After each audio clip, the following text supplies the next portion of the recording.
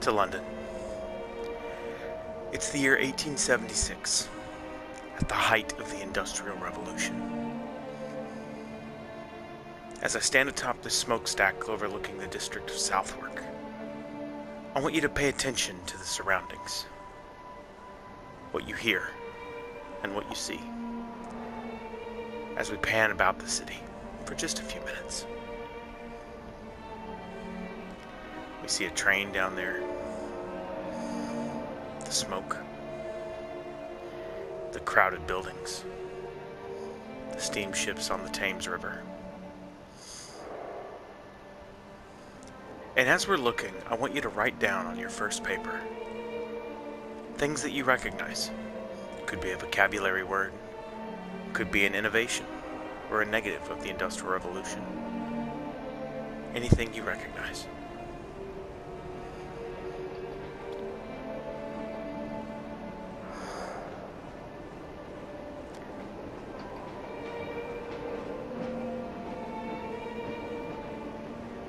Trains passing by.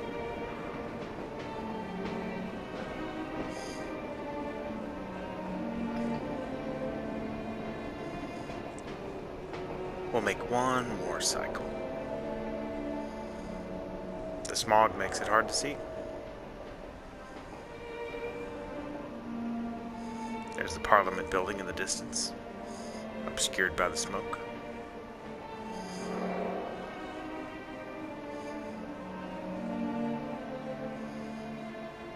Well, enough of that, I say. Let's hit the ground.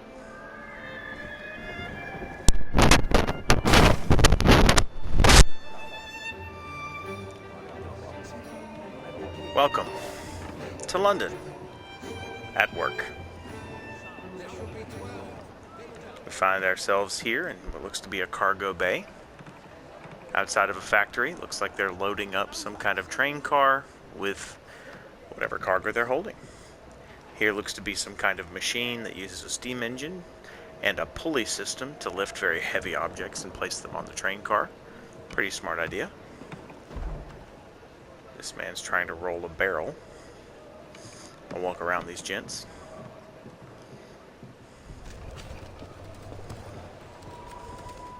What makes Assassin's Creed Syndicate so amazing is that it is this just living simulator of an industrial city. You see a young girl here sweeping. Young boy here sweeping as well.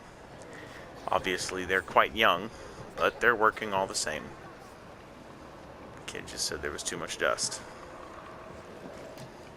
Alright, let's hit the streets.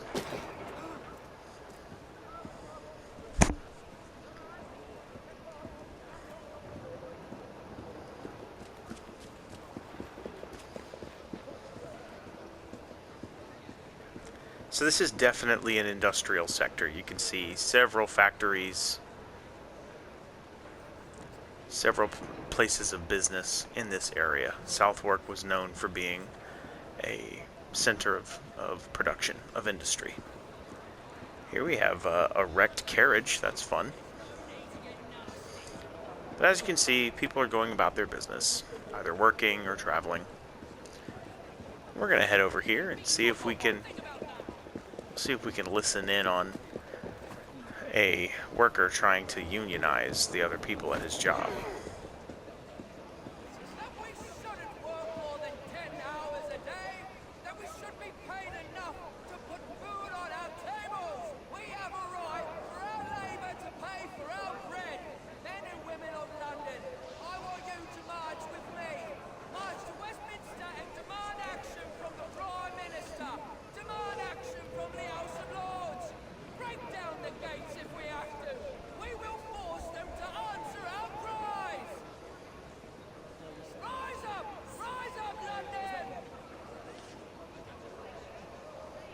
Rise up, London. Londoners of all ages, hear me. If you were tired, hear me. If you were hungry, hear me. People of London, are you tired of breaking your back in factories all day and most of the night? Are you tired of coming home to sleep on the floor with an empty belly? My friends, we must rise up and fight. The rich don't care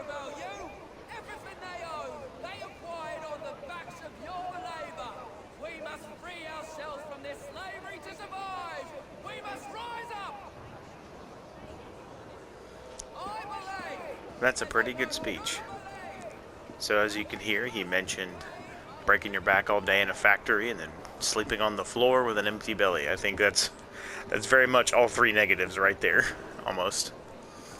Okay, so let's go on and let's hit the street. Excuse me, everybody. Here we have more kids sweeping, rats running across. I don't know if y'all saw that, but goodness gracious. Rats running across. Got some kids sweeping. And here we have the main thoroughfare.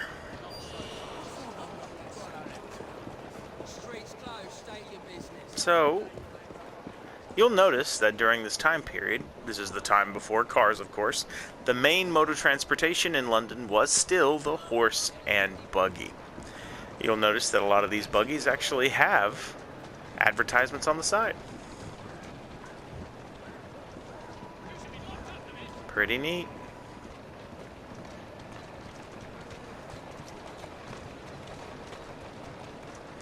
Let's go check out what some of these posters have to say, some of these advertisements. Let's see if we can identify anything up here. Oh, excuse me, sorry. What do we have? We've got a mincing and sausage machine. Hopton's canned soup. Fire wheels. Alright, let's go this way. In fact, we need to go here.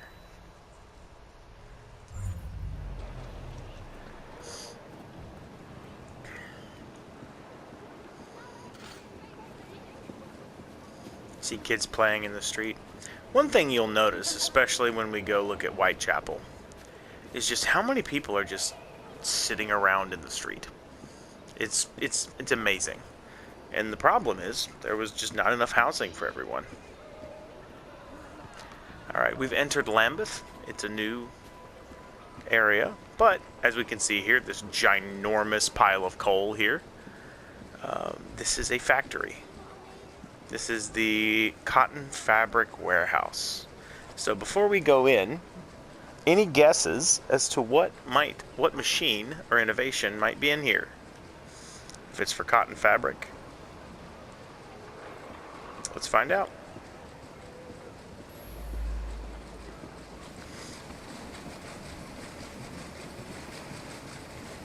Here the spinning jennies run all day and night, with one woman attending each machine. In real life, of course, you wouldn't be surprised to see children working these machines. You've probably seen the pictures. You got a couple kids sitting here, maybe they're on their break. And here you have the almighty combustion engine, the steam engine itself, that's powering this whole thing. It's an incredible feat.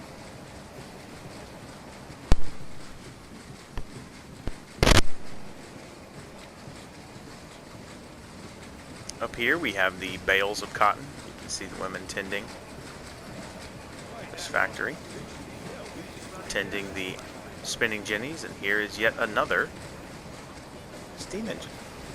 Pretty cool. In here would be the foreman's office. Looks like he's telling a story to children. It's honestly incredible the things that you'll be able to see. I mean, I've played this game for well over 200 hours and I'm still finding new things. Okay, here's someone keeping the books. Basically, this is where the business side of the factory would come into play. And here is where the manufacturing would be. Alright, I'm gonna hop out this window. Excuse me, sir. Thank you. Alright. Now, let's head toward the river. Actually, let's head toward the train station. Let's do that. Alright. Well, let's go ahead and hop in and let's go for a ride, shall we?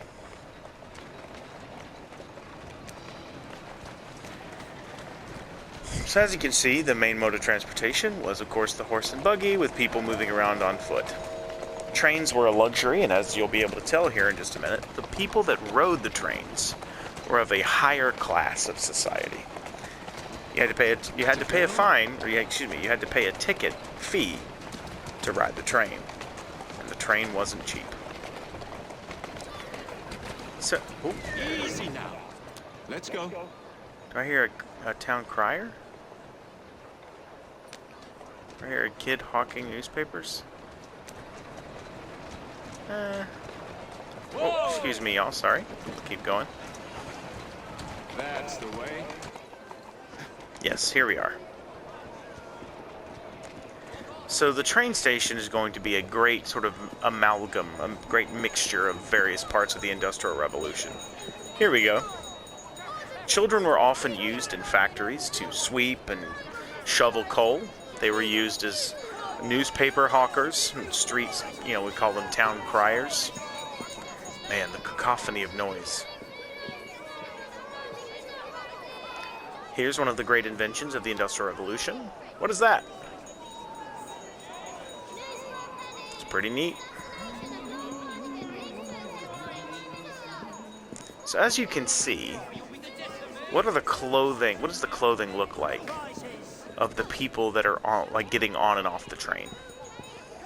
Would you consider them to be working class, middle class, upper class, maybe a mixture?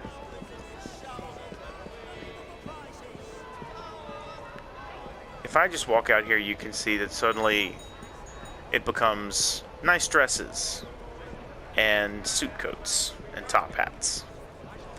It very clearly becomes, now there are a few working class people, but it's mostly going to be middle and upper class people who can afford the train.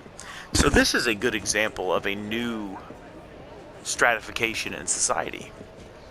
Those who don't have the money, they walk, or they ride a horse and buggy. Those who can afford it, they take the train, because that was the fancy new way of travel. Okay, so now that we've seen the train station, we'll hop on a train later. Let's head on to the Thames River. Oh, any new... yes. So here we have Deacon Soap and what looks to be an oil engine sewing machine. Oh, I'm sorry, child. That was horrible. I know. I'm sorry.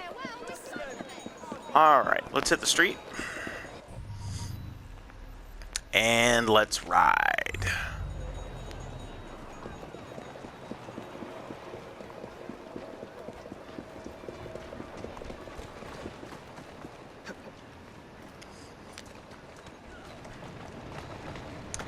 The Thames River. Once it was clean, it had fish, it was drinkable, or at least close enough. Now, it's putrid.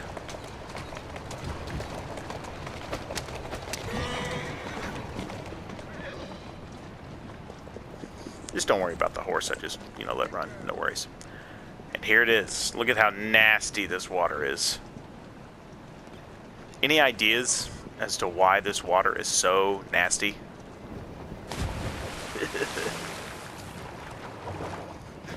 Let's think back to the nasty living conditions. People dumped their waste in the streets, they dumped their waste in the water. You have all of these steamboats and steamships that were probably dumping waste in the water. Oh my God, sir, I'm so sorry. Oh my goodness, he'll be fine, I promise. Alright.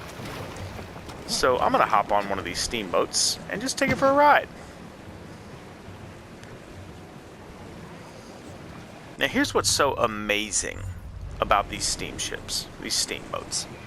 Because of their power, they were able to travel both up the current and against the current. So they were able to travel with and against the currents, meaning they could travel any which way. Which meant they weren't hindered by the flow of the river.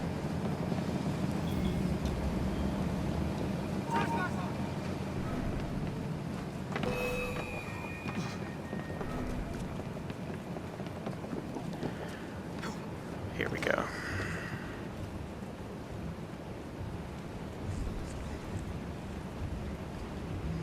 I'm just going to stand here for a minute, just take it all in.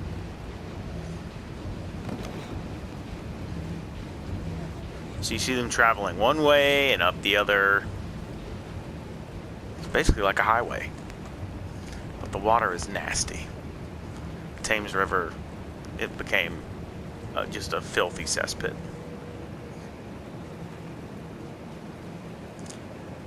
You can see these steam engines are hard at work. This is where much of the commerce happened. I mean, this is where much of the shipping and travel happened, was along this river and the English Channel. It's pretty incredible. Well, how about we go ahead and take a little hop, skip, and a jump on up to Whitechapel. Teachers, now would be a great time for you to cut off audio and review some of the things that you've seen with your class. I'll leave you to it.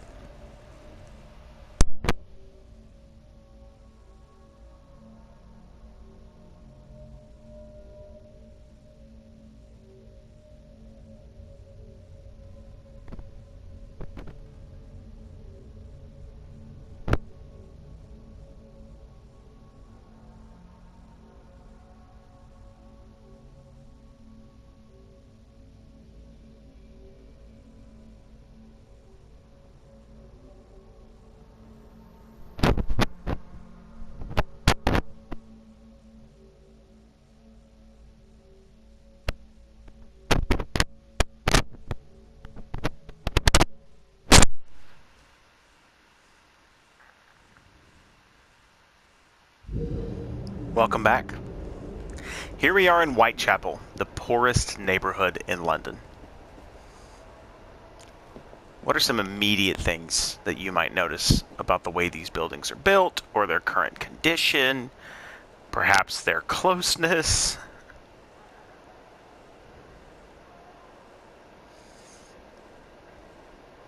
I'm just gonna scan for just a minute, let you take it in.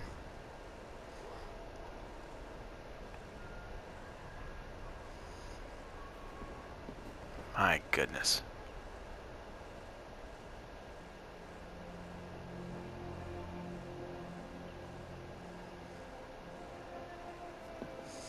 All right.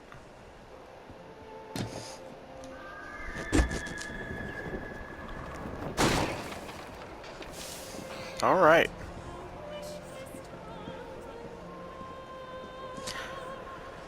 In Whitechapel, some of the poorest people in the city lived here. You'll see lots of people just sitting, doing very little.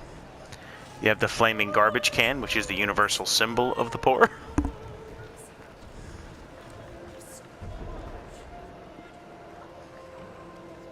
You got a kid shoveling. They're probably one of, 6, 7 children, many of whom, as soon as they're old enough, are going to be sent to work somewhere to make more money for the family. It's a problem.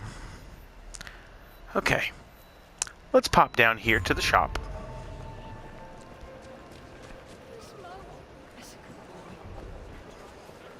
Let's see if we can see anything interesting.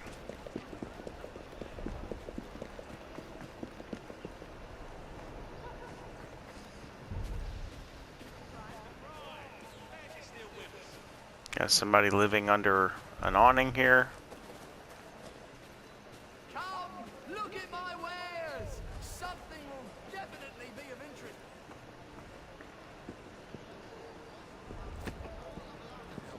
What did we just toast? Here would be a pub.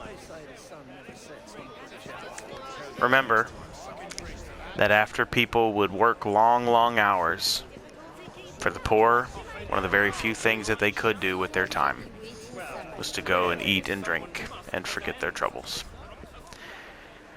I've told my students alcoholism was a severe problem during the Industrial Revolution, so much so that it was banned in the United States during an era called the Prohibition era.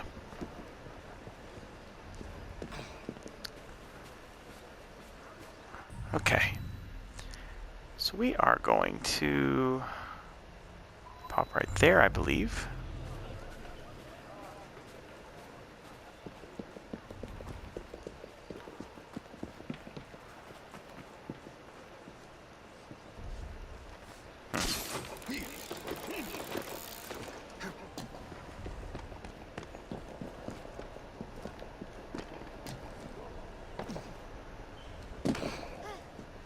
Here we go. So, if we look down this alley, excuse me, sir. One of the hallmarks of tenement living is the clothes hanging up between the buildings. Look at the garbage in the street, the rubble.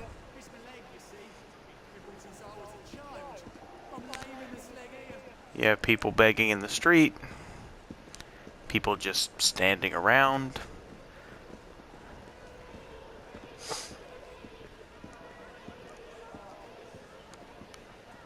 Multiple families would live in just one of these buildings.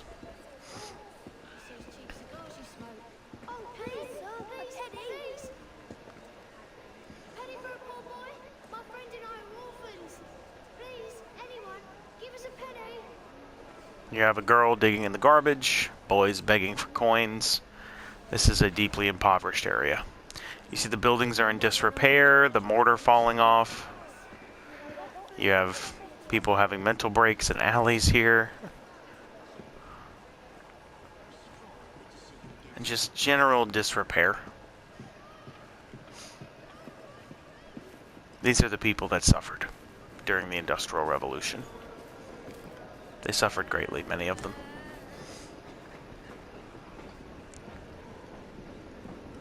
Penny for an old soldier? No? Bull ratting then. Is this a thanks a man gets for defending his country? So here we have what appears to be some kind of, maybe a shop of some kind. But as you can see, the walls are unpainted and the buildings, the windows are boarded up. Let's see what's going on in here. This is someone's home. So this is a kitchen. Sorry, don't mean to intrude. But let's go up.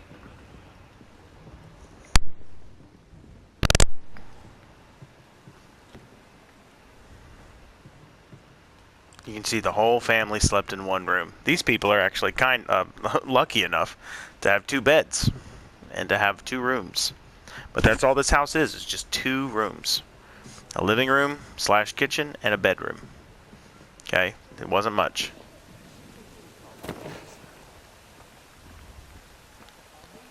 Just look at all the people standing about. Is that guy okay? I don't know. This guy's apparently crippled.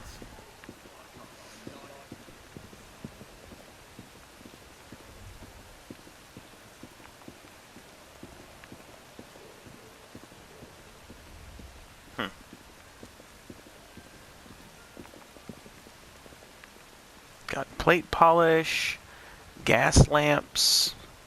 Just looking at the advertisements here.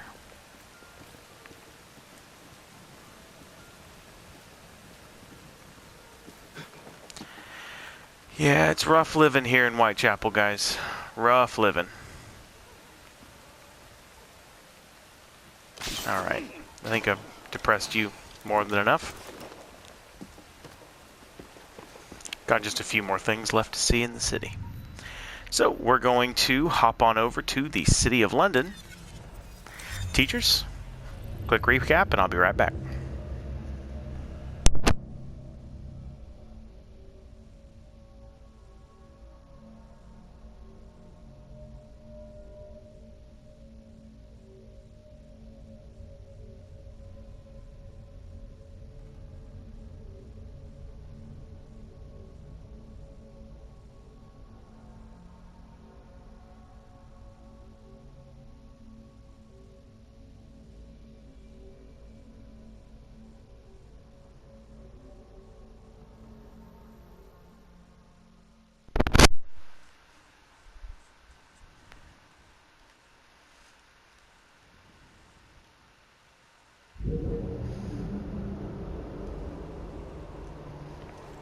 Here we have the City of London, the center of British commerce.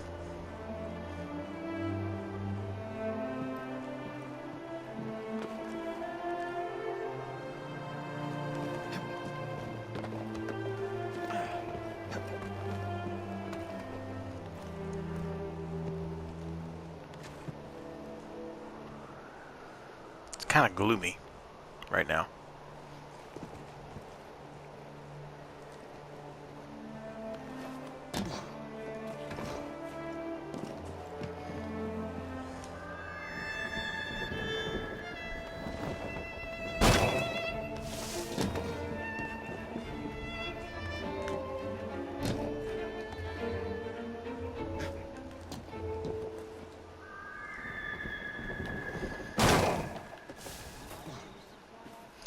In case you're wondering why he just jumps off and lands in a pile of hay, that's been an Assassin's Creed thing since the very first game.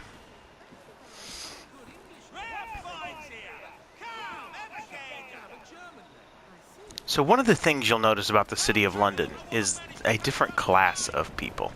We just came from Whitechapel, where the people that suffered the most during the Industrial Revolution lived. Now we're here in the center of commerce, where the rich bankers and businessmen and politicians would be. There's no need to get nasty. You think you can bully people because you're strong? Here we have another camera with a nicely dressed couple. We do have some more beggars here.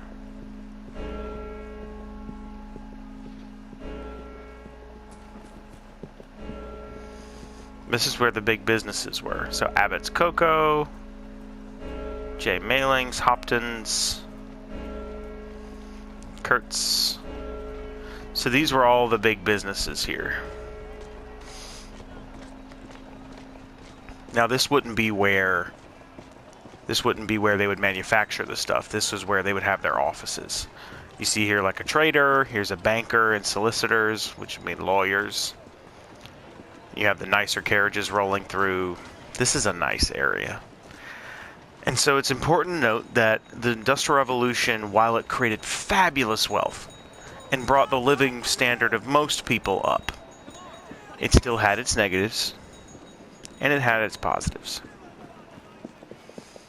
I'll walk in here and take a gander at these. Anything interesting?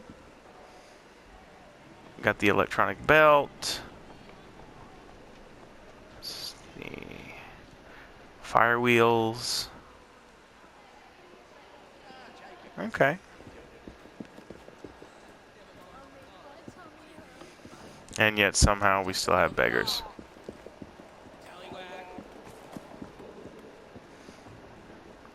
Gas fitter and gas meter manufactory. I'm telling you, there's so many details in this game. It looks like an ale, like an alcohol store. Here's a little market. Everything you need right here. The best items at the best prices. You'll not get better deals anywhere in London. Look here, new merchandise. All right, bye, sir. Not much happening in the town of London at night.